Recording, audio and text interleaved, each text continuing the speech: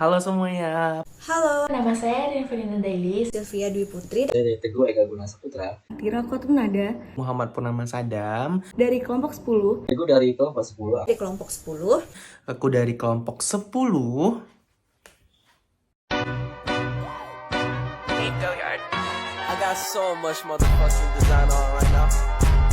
Break it down, bring it back, make it clap. I got three old thoughts, new block, where that thing. Bitches on my line, and you know they come strapped.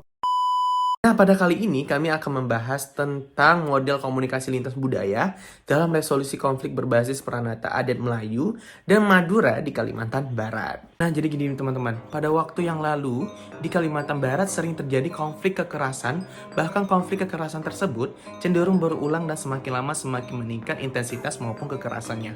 Konflik yang selalu berulang mengidentifikasikan bahwa resolusi yang dilakukan terhadapnya itu gagal. Nah, kegagalan tersebut mungkin disebabkan karena tidak ditemukannya akar penyebab konflik ataupun model resolusi yang digunakan itu tidak tepat. Nah, selanjutnya, di tiap masyarakat sudah ada pola dan versi sendiri dalam penyelesaian setiap konflik. Pola dan versi masyarakat itu bersumber dari budaya dan kepercayaan mereka. Namun, dalam perkembangannya, model resolusi konflik yang berasal dari budaya masyarakat setempat menjadi jarang digunakan sebagai media resolusi konflik dan bahkan cenderung diabaikan setelah negara melalui aparat penegak hukum mengambil ahli penyelesaian semua konflik. Akibatnya, peran Pranata Adat mengalami kemunduran dan partisipasi masyarakat lokal menjadi rendah sementara ketergantungan dengan aparat penegak hukum menjadi lebih tinggi. Nah, model komunikasi yang dapat menggambarkan komunikasi lintas budaya ini adalah model Goody Kunz dan Kim. Nah, bahwa penyandian pesan dan penyandian baik dalam pesan merupakan suatu proses interaktif yang dipengaruhi oleh filter-filter konseptual yang dikategorikan menjadi faktor-faktor budaya, sosio-budaya, psikobudaya, dan faktor lingkungan. Dengan demikian, proses komunikasi lintas budaya ini sangat dinamis. Nah, menurut Dahrendorf, untuk menyelesaikan konflik perlu ada pemaksaan melalui kesepakatan, konsensus, terhadap nilai-nilai dan norma-norma yang berlaku dalam masyarakat. Melalui konsensus nilai-nilai dan norma-norma yang dipaksakan, itulah masyarakat dapat dipersatukan dan dikendalikan sehingga tidak terjadi konflik yang mengarah kepada kehancuran. Di sini teman-teman, hasil penelitian beberapa ahli di bidang resolusi konflik menunjukkan sejumlah kelemahan model resolusi konflik yang berbasis pada hukum nasional. Oleh sebab itu, perlu membuka ruang seluas-luasnya bagi partisipasi masyarakat dalam penyelesaian konflik domestik dengan menggunakan pranata adat yang hidup dan bersumber pada budaya dan kepercayaannya. Terima kasih, bye-bye. Di sini saya akan menjelaskan materi mengenai etnik Melayu dan pranata adatnya. Secara umum, etnik Melayu menunjukkan pola sistem kebudayaan yang sama seperti dikatakan oleh beberapa penulis bahwa yang pertama itu etnik Melayu Kalimantan Barat identik dengan Islam dan yang kedua umumnya secara turun-menurun bermukim di wilayah pesisir dan ketiga secara psikologis merasa dirinya sebagai orang Melayu yang menggunakan bahasa Melayu. Dalam sistem kekerabatannya, orang Melayu menggunakan sistem kekerabatan bilenial atau paternal-maternal relatif. Kekerabatan seperti ini tidak membedakan garis keturunan dari bapak atau ibu. Setiap orang dalam masyarakat Melayu menganggap dirinya mempunyai ikatan kekerabatan yang sama erat dan sama penting dengan kekerabat sebelah bapak dan ibunya. Sistem kekerabatan yang demikian itu tampaknya tidak terlepas dari pandangan Islam bahwa setiap manusia baik laki ataupun perempuan sama kedudukannya di hadapan Tuhan. Secara religi, orang Melayu dikenal sebagai penganut Islam yang taat yang dianut mereka secara turun-menurun. Syariat Islam atau ajaran Islam menurut pedoman tingkah laku mereka sehari-hari dalam berperilaku dan beraktivitas dimanapun. Ajaran Islam yang sangat berpengaruh pada seorang Melayu bermula dari ajaran Islam yang bersifat konvensional di bawah tarekat Naqsyabandiyah. Ajaran ini mulai dikenal pada awal abad ke-18 yang dibawa oleh mufti-mufti dari Arab.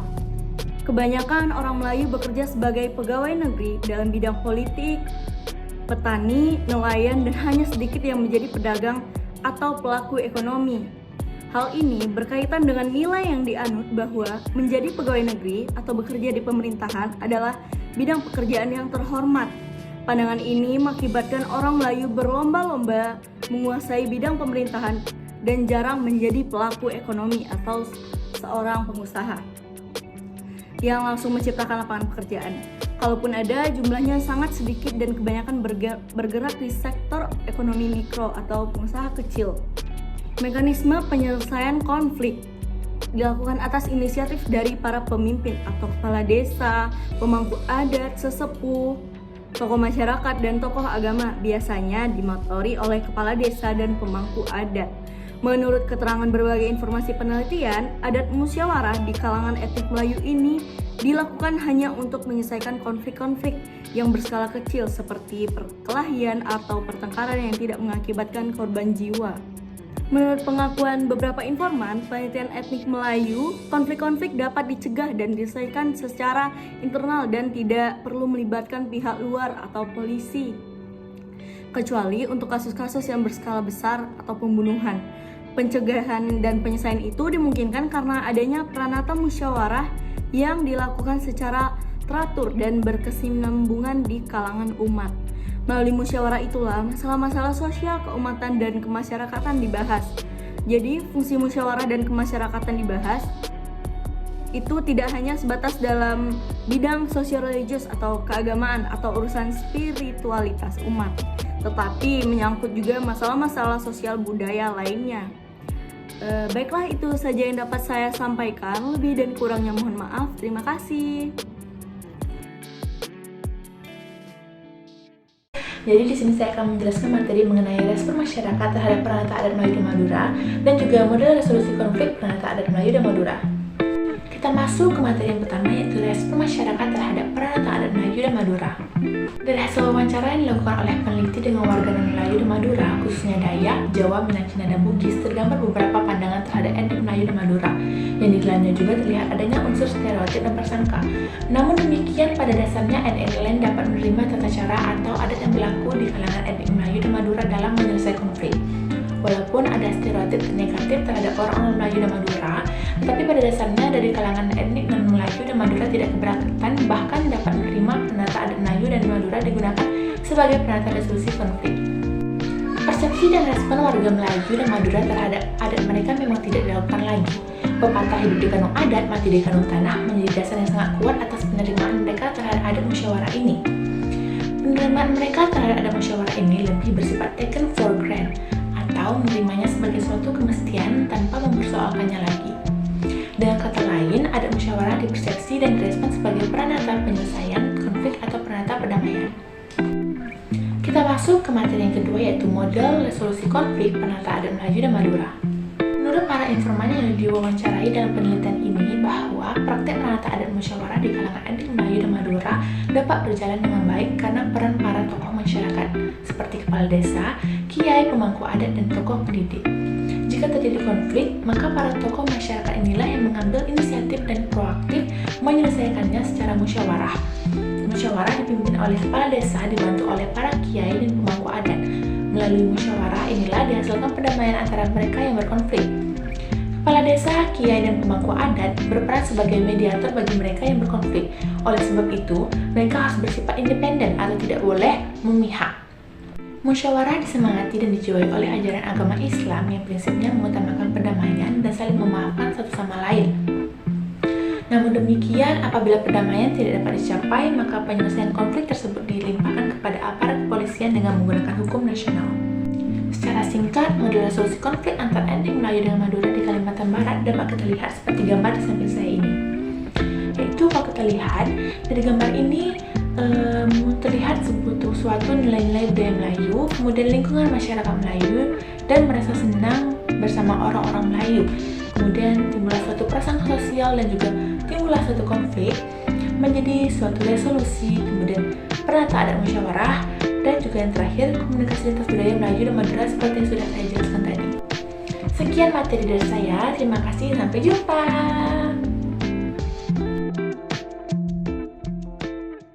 Di sini saya akan menjelaskan mengenai proses dan mekanisme berfungsinya pranata adat Melayu dan Madura dalam resolusi konflik. Masyarakat Melayu dan Madura di Kalimantan Barat memiliki adat atau tata cara tersendiri dalam menyelesaikan konflik, baik yang bersifat intra maupun internik. Adat penyelesaian konflik itu disebut dengan musyawarah. Melalui adat musyawarah itulah semua silang sengketa dan perselisihan serta konflik diselesaikan. Pada acara adat musyawarah tersebut terjadi komunikasi lintas budaya, khususnya budaya Melayu dan Madura. Dalam proses komunikasi lintas budaya tersebut, kedua pihak saling bermusyawarah berdasarkan budaya, sosio-budaya, dan psikobudaya yang mereka pahami. Budaya yang berbeda apabila dikomunikasikan melalui musyawarah, hasilnya dapat dimengerti oleh kedua belah pihak. Dengan demikian, terjadi persepsi atau pandangan yang sama mengenai sumber konflik dan akibat-akibatnya. Ketika perbedaan persepsi telah teratasi, maka segala prasangka dan hambatan komunikasi lainnya lebih mudah diselesaikan dengan musyawarah. Pranata adat musyawarah di lingkungan etnik Melayu dan Madura dapat berfungsi sebagai tindakan pencegahan dan penyelesaian konflik. Adat musyawarah warga yang dilakukan secara teratur dapat mempererat tali silaturahmi dan persaudaraan, mampu mendeteksi sedini mungkin persoalan sosial kemasyarakatan dan mampu mengatasi secepat mungkin sehingga konflik dapat diminimalisir sekecil mungkin. Menurut para informan di kalangan etnik Melayu dan Madura, apabila terjadi konflik antar warga, maka penyelesaiannya dilakukan secara musyawarah. Musyawarah itu dipimpin oleh kepala desa, dibantu oleh para kiai dan para pemangku adat.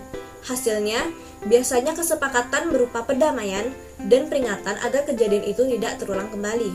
Bagi yang bersalah diminta bertanggung jawab berupa membayar atau mengganti biaya kerugian atau membayar ongkos pengobatan apabila ada yang harus diobati dan permintaan maaf kepada korban serta keluarganya. Apabila konflik itu terjadi dengan etnik lain, maka penyelesaiannya tetap mengutamakan prinsip musyawarah. Jika prinsip musyawarah tidak mencapai kesepakatan, maka penyelesaiannya diserahkan kepada aparat kepolisian dengan menggunakan hukum nasional. Apabila konflik itu terjadi dengan etnik Dayak dan terjadi di wilayah hukum adat Dayak, maka penyelesaian pertama diusahakan dengan menggunakan prinsip musyawarah. Tetapi, apabila musyawarah itu tidak mencapai kesepakatan, maka digunakan hukum adat Dayak dan hukum nasional. Baiklah, itu saja pemaparan materi dari saya. Sekian dan terima kasih. Coba menjelaskan tentang etnis Madura dan Pranata adatnya. Secara umum, orang Madura yang ada di Kalimantan Barat tidak berbeda dengan orang yang tinggal di Pulau Madura. Pada dasarnya, mereka masih mengembangkan adat istiadat dan budaya Madura. Mereka juga mengembangkan pemukiman tersendiri dan cenderung mengelompokkan dengan sesama orang Madura. Bahkan di beberapa tempat, mereka dinilai cenderung eksklusif. Di Kabupaten Sambas sebelum tahun 1999, biasanya mereka tidak mau berbaur dengan orang Melayu ketika sedang melaksanakan sholat. Mereka sholat di masjid tersendiri. Dalam hal keagamaan, mereka termasuk pengikut tarekat Naqsyabandiyah dan penganut paham Ahlus Sunnah wal Jamaah mazhab dari Imam Syafi'i dan mengidentifikasi diri sebagai warga Nahdlatul Ulama. Salah satu yang membedakan orang Madura dengan orang Dayak dan Melayu adalah dalam bidang pendidikan. Orang-orang Madura cenderung menyekolahkan anak-anaknya di sekolah-sekolah agama seperti madrasah atau pesantren yang didirikan di sekitar pemukiman mereka. Sedangkan orang-orang Dayak atau orang-orang Melayu bersekolahkan anak-anaknya di negeri atau di umum. Jarang sekali mendapat anak-anak etnik Madura sekolah di negeri, kecuali di tempat tinggalnya tidak ada sekolah agama. Namun, ditemukan penelitian sudah tahun 1943 menunjukkan masih banyak orang-orang Madura di Kalimantan Barat yang belum pernah bersekolah sama sekali di sekolah umum negeri maupun di sekolah-sekolah agama. Mungkin apa yang dikatakan Sudangku tahun 1983 benar bahwa memang masih banyak dari kalangan etnik Madura yang bisa menyadari betapa pentingnya arti pendidikan bagi seseorang dan terdapat kecenderungan pendewasaan pendidikan agama di kalangan mereka. Jika pandangan ini benar, maka tugas kedepannya dari pemerintah bersama seluruh komponen masyarakat terkaitkan adalah penumbuhan kesadaran diri, barangkali bukan itu saja, tapi mendorong dan meningkatkan wawasan kebersamaan untuk mengurangi semangat eksklusifme di kalangan masing-masing etnik juga diperlukan. Pada sisi lain, orang Madura mengacu pada agama sebagai sumber kepercayaan. Sikap dinilai mereka, ketaatan orang Madura dalam agama tidak dapat disayangkan lagi. Bahkan, ada yang mengatakan bahwa mungkin 100% orang Madura beragama Islam. Fanatisme keislaman mereka sangat tinggi. Meskipun mereka jumlahnya tidak seberapa banyak ya, tetapi dalam setiap perkampungan mereka selalu terdapat masjid dan pesantren. Masjid dan pesantren berjalan manakala ada ini. Kiai inilah yang memiliki peran besar sebagai figur sentral yang dihormati di Segani. di para yang ada di Madura. Orang Madura memiliki adat istiadat yang khas dan hal keluargaan yang mengenai sistem keluarga yang besar. Dengan sistem dan demikian, anak-anak perempuan yang sudah kawin harus tinggal serumah dengan orang tuanya. Itulah sebabnya mengapa orang Madura sangat tidak menerima kalau ada wanitanya atau istrinya diganggu orang lain. Demikian materi yang dapat kita sampaikan. Tinggal akhiri. Dadah.